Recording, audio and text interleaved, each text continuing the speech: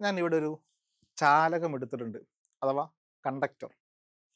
ഈ കണ്ടക്ടറിൻ്റെ രണ്ട് എൻഡും ഒരു വയർ ഉപയോഗിച്ച് ഒരു ബാറ്ററി സപ്ലൈയിലേക്ക് അപ്ലൈ ചെയ്യണം. ഓക്കെ, നമുക്കറിയാം ബാറ്ററി ചെയ്തുകൊണ്ടിരിക്കുന്നത് which provides A potential difference. രണ്ട് കണ്ടക്ടറിനും അക്രോസ് ഒരു വോൾട്ടേജിൻ്റെ ഡിഫറൻസ് പ്രൊവൈഡ് ചെയ്യും, അഥവാ വി എന്ന് പറഞ്ഞാൽ പൊട്ടൻഷ്യൽ ഡിഫറൻസ്. അപ്പോൾ ഒരു ഭാഗത്ത് ഇത് പോസിറ്റീവ് ആയതുകൊണ്ട് ഈ ഒരു ഭാഗത്ത് ഹൈ പൊട്ടൻഷ്യലും ഈ ഒരു ഭാഗത്ത് ലോ പൊട്ടൻഷ്യലും കൊടുക്കുന്നു. അപ്പോൾ ഒരു ഭാഗത്ത് ഹൈ പൊട്ടൻഷ്യലും മറ്റൊരു ഭാഗത്ത് ലോ പൊട്ടൻഷ്യലും ആകുമ്പോൾ അതിൻ്റെ ഉള്ളിലെ ചാർജുകൾക്ക് വെറുതെ ഇരിക്കാൻ കഴിയില്ല, ദേ വിൽ മൂവ്. ആ ചാർജിൻ്റെ ഫ്ലോ കാരണം ഈ കണ്ടക്ടറിൽ ഒരു കറണ്ട് പ്രൊഡ്യൂസ് ചെയ്യും. ഓർത്തിരിക്കണേ, പോസിറ്റീവിൽ നിന്ന് നെഗറ്റീവിലേക്കാണ് കറണ്ട് പ്രൊഡ്യൂസ് ചെയ്യുക. അപ്പോൾ ഇങ്ങനെ ഒരു കറണ്ട് ഉണ്ടായിട്ടുണ്ട് എങ്കിൽ ഈ വോൾട്ടേജ് ഡിഫറൻസും അഥവാ പൊട്ടൻഷ്യൽ ഡിഫറൻസും ഈ കറണ്ടും തമ്മിലുണ്ടാക്കുന്ന റിലേഷൻ, അതാണ് ഓംസ് ലോ പറയുന്നത്, അഥവാ V is equal to I R. എത്രത്തോളം പൊട്ടൻഷ്യൽ കൂട്ടുന്നോ അതിന് അനുവാദമായിട്ടുള്ള ഒരു കറണ്ട് അവിടെ ഇൻക്രീസ് ചെയ്യുന്നു എന്നുള്ളതാണ് V is equal to I R. R എന്ന് പറഞ്ഞാൽ റെസിസ്റ്റൻസ് ആണ്, അഥവാ ഈ ചാർജുകൾക്ക് ഇതിൻ്റെ ഉള്ളിലൂടെ ഫ്രീ ആയിട്ട് മൂവ് ചെയ്യാൻ കഴിയില്ല.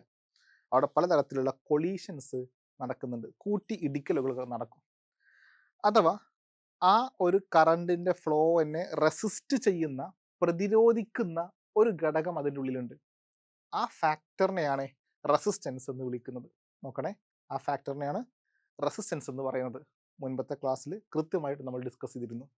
ആ റെസിസ്റ്റൻസ് ആ ഒരു കണ്ടക്ടറിൻ്റെ അല്ലെങ്കിൽ ചാലകത്തിൻ്റെ നീളവും ഏരിയയും ടെമ്പറേച്ചറും മെറ്റീരിയൽ അനുസരിച്ചും മാറ്റം വരുന്നുണ്ട്. ക്ലിയർ ആണല്ലോ? നോക്കണേ, ഇതാണ് Ohm's law. Okay, V is equal to I R. V എന്ന് പറഞ്ഞാൽ പൊട്ടൻഷ്യൽ ഡിഫറൻസ്, ഐ എന്ന് പറഞ്ഞാൽ കറണ്ടാണ്, ആർ ഈസ് ദി റെസിസ്റ്റൻസ്. അപ്പോൾ ഇവിടെ നിന്ന് ഓംസ് ലോ ബേസ് ചെയ്തുകൊണ്ട് 3 തരത്തിലുള്ള ക്വസ്റ്റ്യൻസുകൾ നിങ്ങൾ മനസ്സിൽ ശ്രദ്ധിക്കണം. നോക്കണം, ഏതൊക്കെയാണ് 3 ടൈപ്പ് ക്വസ്റ്റ്യൻസ്. ഒന്ന് ഐയും ആറും തന്ന് വോൾട്ടേജ് കാണാൻ പറഞ്ഞാൽ V is equal to I R. അതല്ലെങ്കിൽ രണ്ടാമത് കറണ്ട് കാണാൻ ചോദിക്കാം, വോൾട്ടേജും റെസിസ്റ്റൻസ് തന്നു, അപ്പോൾ I is equal to V by R. ഇനി മൂന്നാമതായിട്ട് റെസിസ്റ്റൻസ് കാണാൻ പറയാം, വോൾട്ടേജും കറണ്ട് തന്നിട്ട്, അപ്പോൾ R is equal to V by I. ഇവിടെ ഇങ്ങനെ 3 തരത്തിലുള്ള ക്വസ്റ്റ്യൻസുകളെ മനസ്സിൽ ശ്രദ്ധിച്ചു വെക്കണം. ക്ലിയർ അല്ലേ പറഞ്ഞത്? അപ്പോൾ 3 ടൈപ്പ് ക്വസ്റ്റ്യൻസ് ഓംസ് ലോയിൽ നിന്ന് ചോദിക്കാൻ സാധ്യതയുണ്ട്.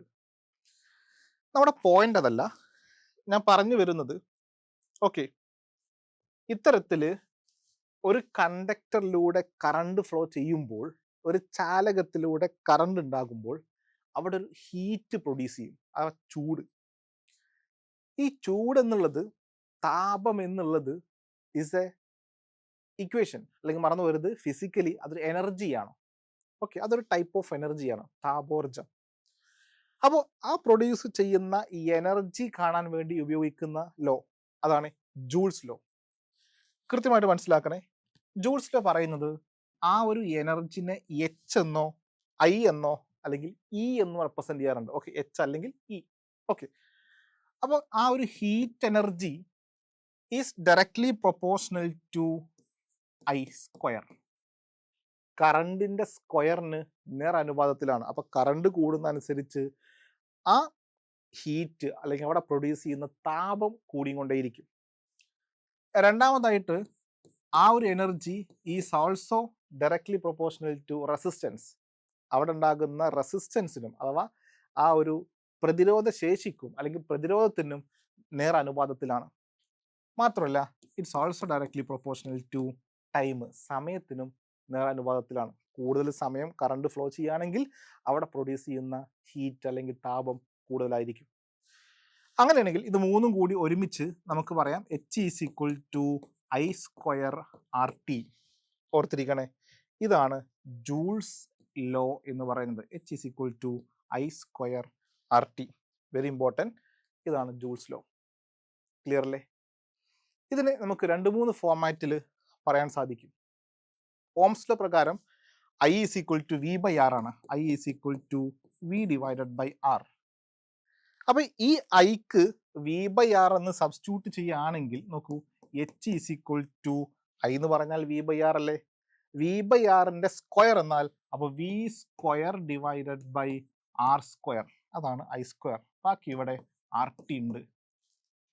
ഇനി നോക്കൂ, ഇവിടെ കൃത്യമായിട്ട് ഈ റെസിസ്റ്റൻസ് ക്യാൻസൽ ആയി പോവും. അപ്പോൾ നമുക്ക് കിട്ടുന്ന answer that is H is equal to V square by R T. ഓർത്തിരിക്കണേ, ഇതാണ് ജൂൾസ് ലോന്റെ രണ്ടാമത്തെ ഇക്വേഷൻ. ക്ലിയർ അല്ലേ? അപ്പോൾ ജൂൾസ് ലോക്ക് രണ്ട് പ്രധാനപ്പെട്ട ഇക്വേഷൻ, ഒന്ന് കറണ്ടിന്റെ ടേമിൽ, മറ്റൊന്ന് വോൾട്ടേജിന്റെ ടേമിൽ. ഇനി മൂന്നാമതൊരു ഇക്വേഷനും കൂടി നമുക്ക് പറയാം. ആർ എന്ന് പറഞ്ഞാൽ it's V by I. Clear?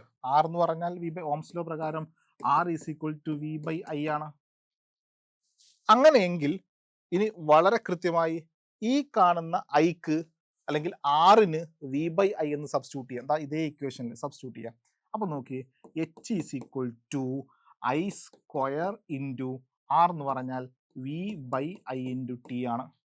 അപ്പോൾ ഇവിടുന്ന് ആര് ക്യാൻസൽ ആയിപ്പോയി? ഇവിടുന്ന് ഓരോ ഐകൾ ക്യാൻസൽ ആയിപ്പോയി. അപ്പം നമുക്ക് മറ്റൊരു ഇക്വേഷൻ കിട്ടും. നോക്കൂ, that is H is equal to V I T. ഇതാണ് ജൂൾസ് ലോന്റെ മൂന്നാമത്തെ ഇക്വേഷൻ. ക്ലിയർ ആണല്ലോ? ശ്രദ്ധിക്കണേ, ഒരു കണ്ടക്ടറിലൂടെ അല്ലെങ്കിൽ ചാലകത്തിലൂടെ ഒരു കറണ്ട് ഫ്ലോ ചെയ്യുമ്പോൾ അവിടെ ഉണ്ടാകുന്ന താപം കാണാക്കാൻ അല്ലെങ്കിൽ താപം കണക്കാക്കാൻ ഉപയോഗിക്കുന്ന ലോ ആണ് ജൂൾസ് ലോ. അതിന് മൂന്ന് equations: H is equal to I square R T, H is equal to V square by R T, H is equal to V I T. ഈ മൂന്ന് ഇക്വേഷനും എപ്പോൾ ഉപയോഗിക്കണം എന്നുള്ളതാണ് ഇനി നമ്മൾ അറിയേണ്ടത്. അങ്ങനെ എല്ലാ സമയത്തും മൂന്ന് ഇക്വേഷൻ ഉപയോഗിക്കാൻ സാധ്യമല്ല. അപ്പോൾ എപ്പോൾ ഉപയോഗിക്കണം എന്ന് ചോദിച്ചു കഴിഞ്ഞാൽ, ക്വസ്റ്റ്യനിൽ കറണ്ട് തന്നിട്ടാണ് ക്വസ്റ്റ്യൻ ചോദിക്കുന്നതെങ്കിൽ നോക്കണേ, ഐ സ്ക്വയർ ആർ ടി ആ. കറണ്ടും റെസിസ്റ്റൻസും ഉണ്ടെങ്കിൽ ഐ സ്ക്വയർ ആർ ടി ഉപയോഗിക്കണം. ഇനി അഥവാ ക്വസ്റ്റ്യനിൽ വോൾട്ടേജും റെസിസ്റ്ററുമാണ് തരുന്നതെങ്കിൽ അപ്പോൾ V square by R T ആണ് ഉപയോഗിക്കേണ്ടത്. ഇനി അതല്ല, ക്വസ്റ്റ്യനിൽ വോൾട്ടേജും കറണ്ടുമാണ് തന്നിരിക്കുന്നതെങ്കിൽ ഈ ഇക്വേഷൻ യൂസ് ചെയ്യണം. അങ്ങനെ തരുന്ന ക്വസ്റ്റ്യനിലെ വാല്യൂസ് അനുസരിച്ച്, എന്തൊക്കെയാണ് ക്വസ്റ്റ്യൻ തരുന്നത് അതിനനുസരിച്ചുള്ള ഇക്വേഷൻ ഉപയോഗിച്ചാൽ മതി, നമുക്കിവിടെ കറക്റ്റ് ആൻസർ കിട്ടും. നോക്കണേ, ഇതേപോലെ നമുക്ക് മറ്റൊരു കാര്യം ഓർത്തിരിക്കണം. H is equal to I square R T. ഇവിടെ റെസിസ്റ്ററും ടൈമും കോൺസ്റ്റന്റ് ആണ്, മാറുന്നില്ല എന്ന് വിചാരിക്കുക. അപ്പോൾ റെസിസ്റ്ററും ടൈമും മാറുന്നില്ലെങ്കിൽ പിന്നീട് ഇവിടെ മാറ്റം സംഭവിക്കുന്നത് കറണ്ടിന് മാത്രമാണ്. അപ്പോൾ H is proportional to I square എന്ന് പറയാം. ഹീറ്റ് അല്ലെങ്കിൽ എനർജി കറണ്ടിന്റെ സ്ക്വയറിന് നേർ അനുപാതത്തിലാണ്. ഇനി നോക്കണേ, അങ്ങനെയെങ്കിൽ നോക്കുക, അപ്പോൾ കറണ്ട് ഐ ആണെങ്കിൽ അവിടെ പ്രൊഡ്യൂസ് ചെയ്യുന്ന എനർജി എച്ച് ആണ്. ഇനി കറണ്ടിനെ ഞാൻ ഇരട്ടിയാക്കാൻ പോവുകയാണ്, 2i ഡബിൾ ആക്കിയാണ്. കറണ്ട് 2 ടൈം, നോക്കൂ അവിടെ 2 ടൈം ആക്കുമ്പോൾ ഇവിടെ 2i സ്ക്വയർ എന്നാ വരിക.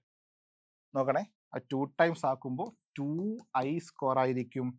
അവിടെ ഹീറ്റ് അഥവാ അവിടെ പ്രൊഡ്യൂസ് ചെയ്യുന്ന H is proportional to 2i whole square. Clear അല്ലേ? നോക്കൂ, അപ്പോൾ 2i സ്ക്വയർ എന്ന് പറഞ്ഞാൽ 2ന്റെ സ്ക്വയർ, ദാറ്റ് ഈസ് 4 ടൈംസ്.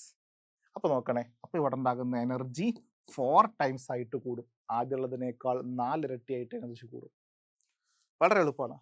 അതിന് കറണ്ട് 3 ടൈംസ് ആക്കുകയാണെങ്കിൽ അതിൻ്റെ സ്ക്വയർ നോക്കണേ, കറണ്ട് 3 ടൈംസ് ആണെങ്കിൽ അപ്പോൾ 3ന്റെ സ്ക്വയർ, ദാറ്റ് ഈസ് 9 ടൈംസ് ആയിട്ട് എനർജി കൂടും. അപ്പോൾ നമുക്ക് ജനറൽ ആയിട്ട് പറയാം, ഈ എനർജി, ഒരു കറണ്ട് ഫ്ലോ കാരണം ആ കണ്ടക്ടറിൽ ഉണ്ടാകുന്ന എനർജി എന്ന് പറഞ്ഞാൽ എൻ സ്ക്വയർ ടൈംസ് ആയിട്ട് മാറും. കറണ്ട് എത്ര ടൈം കൂടുന്നോ അതിൻ്റെ സ്ക്വയർ ടൈംസ് ആയിട്ട് എനർജി കൂടും. മക്കളെ ക്ലിയർ ആണെന്ന് വിചാരിക്കുന്നു. വളരെ സിമ്പിളാണ്, ശ്രദ്ധിക്കണേ. കറണ്ട് ഡബിൾ ആയി കഴിഞ്ഞാൽ എനർജി എൻ സ്ക്വയർ, 2ന്റെ സ്ക്വയർ 4, അപ്പോൾ ഇരട്ടി ആയിട്ടാണ് മാറുന്നത്. ഇരട്ടി എന്ന് പറയാൻ പറ്റില്ല, സ്ക്വയർ ആയിട്ട്. നോക്കൂ, അപ്പോൾ കറണ്ട് 3 ടൈംസ് ആയിട്ട് മാറിയാൽ ഹീറ്റ് എനർജി 3ന്റെ സ്ക്വയർ 9 ടൈംസ് ആയിട്ട് എനർജി മാറും. ക്ലിയർ? അപ്പോൾ എത്ര ടൈംസ് ആണോ കറണ്ട് മാറുന്നത് അതിനെ സ്ക്വയർ ചെയ്ത് കഴിഞ്ഞാൽ ഈ എനർജി എത്രത്തോളം മാറുമെന്ന് നമുക്ക് മനസ്സിലാക്കാൻ പറ്റും. It's A very important point. Okay, ഇനി നോക്കണേ, ഇതൊരു ക്വസ്റ്റ്യൻ ആണ്. ഈ 12 വോൾട്ട് 12 വോൾട്ടേജ് വരുന്ന ഒരു ബാറ്ററി കണക്ട് ചെയ്തിട്ടുണ്ട്, ഒരു റെസിസ്റ്റർ കണക്ട് ചെയ്തിട്ടുണ്ട്, 12 ഓം ആണ്. ഒരു അമ്മീറ്റർ കറണ്ട് കാണിക്കുന്ന ഡിവൈസ് ആണ്, അത് 1 ആംപിയർ ആണ് തന്നിട്ടുണ്ട്. ഇനി എനർജി ഫോർ 5 മിനിറ്റ്, 5 മിനിറ്റ് നേരത്തേക്ക് ഉണ്ടാകുന്ന എനർജിയാണ് കാണാൻ പറഞ്ഞിരിക്കുന്നത്. വളരെ സിമ്പിൾ അല്ലേ? നോക്കൂ, അപ്പോൾ ഏത് ഇക്വേഷൻ യൂസ് ചെയ്യും? ഇവിടെ വോൾട്ടേജ് തന്നിട്ടുണ്ട്, കറണ്ട് തന്നിട്ടുണ്ട്, റെസിസ്റ്റൻസ് തന്നിട്ടുണ്ട്. അപ്പോൾ നമുക്ക് ഒരുപാട് ഇക്വേഷൻസ് യൂസ് ചെയ്യാം. ഒന്ന് നോക്കൂ, H=I²RT ഉപയോഗിക്കാം. ഉപയോഗിച്ചൂടെ? കറണ്ട് തന്നിട്ടുണ്ട്, റെസിസ്റ്റൻസ് തന്നിട്ടുണ്ട്, ടൈം തന്നിട്ടുണ്ട്. ഇനി അതല്ലെങ്കിൽ H=V²/RT ഉപയോഗിക്കാം. അപ്പോഴും ആൻസർ കിട്ടും. ഇനി അതല്ലെങ്കിൽ H=VIT, ഏത് ഇക്വേഷൻ ഉപയോഗിച്ചാലും ഈ ക്വസ്റ്റിന് ആൻസർ കിട്ടും. ഇനി കറണ്ട് തന്നിട്ടില്ല വിചാരിച്ചോ, കറണ്ട് തന്നിട്ടില്ലെങ്കിൽ പിന്നെ റെസിസ്റ്ററും വോൾട്ടേജും ഈ ഇക്വേഷൻ മാത്രമേ യൂസ് ചെയ്യാൻ കഴിയുള്ളൂ. കാര്യം മനസ്സിലായോ? ഇനി നോക്കിയേ, ഇനി കറണ്ട് തന്നിട്ടില്ല, വോൾട്ടേജ് തന്നിട്ടില്ല വിചാരിക്കാം. വോൾട്ടേജ് തന്നിട്ടില്ല എങ്കിൽ പിന്നെ റെസിസ്റ്ററും കറണ്ടും മാത്രമേ തരുള്ളൂ. അപ്പോൾ ഈ ഇക്വേഷൻ ഉപയോഗിക്കാം. ക്ലിയർ? അപ്പോൾ ക്വസ്റ്റ്യനിൽ എന്തെല്ലാം തന്നിട്ടുണ്ട് അതിനനുസരിച്ചിട്ടാണ് ഇക്വേഷൻസ് നമ്മൾ ചൂസ് ചെയ്യേണ്ടത്. ഓക്കെ, ക്ലിയർ ആണ് വിചാരിക്കുന്നു. ഇനി നോക്കണേ, ഞാൻ വാല്യൂ സബ്സ്റ്റിറ്റ്യൂട്ട് ചെയ്യണേ. വളരെ എളുപ്പമാണ്, എല്ലാ വാല്യൂയും കൊടുക്കുക. കറണ്ട് 1 ആണ്, അപ്പോൾ 1ന്റെ സ്ക്വയർ 1 തന്നെയാണ്. R റെസിസ്റ്റർ ആണ്, റെസിസ്റ്ററിന്റെ വാല്യൂ 12 ആണ്. ടൈമിന്റെ വാല്യൂ ടൈമിന്റെ വാല്യൂ 5 മിനിറ്റ് ആണ്. ഓക്കെ, അപ്പോൾ 5 ശ്രദ്ധിക്കണേ, 5 മിനിറ്റ് ആണ്. മിനിറ്റിന് നമ്മൾ സെക്കൻഡിലേക്ക് മാറ്റണം, കാരണം സമയത്തിന്റെ SI യൂണിറ്റ് സെക്കൻഡ് ആണ്. അപ്പോൾ 5 മിനിറ്റിന് സെക്കൻഡിലേക്ക് മാറ്റണമെങ്കിൽ 60 കൊണ്ട് മൾട്ടിപ്ലൈ ചെയ്താൽ മതി. ക്ലിയർ? ഇത് നോക്കണേ, അപ്പോൾ നമുക്ക് കിട്ടുന്ന ആൻസർ വളരെ സിമ്പിൾ ആണ്. 1² എന്ന് പറഞ്ഞാൽ 1 തന്നെയാണ്. 12 × 5 60 ആണ്. അപ്പോൾ 60 × 60 ദാറ്റ് ഈസ് 3600, 3600 ജൂൾ എന്ന് കിട്ടുന്നു. ക്ലിയർ അല്ലേ? ഇതേപോലെ നമുക്ക് ഈ ഇക്വേഷൻ വെച്ച് ചെയ്യാം. നോക്കൂ, അടുത്ത ഇക്വേഷൻ H=V²/R2 ചെയ്യാം. അപ്പോഴും നമുക്ക് സെയിം ആൻസറാ കിട്ടുക, ഒരു സംശയവുമില്ല.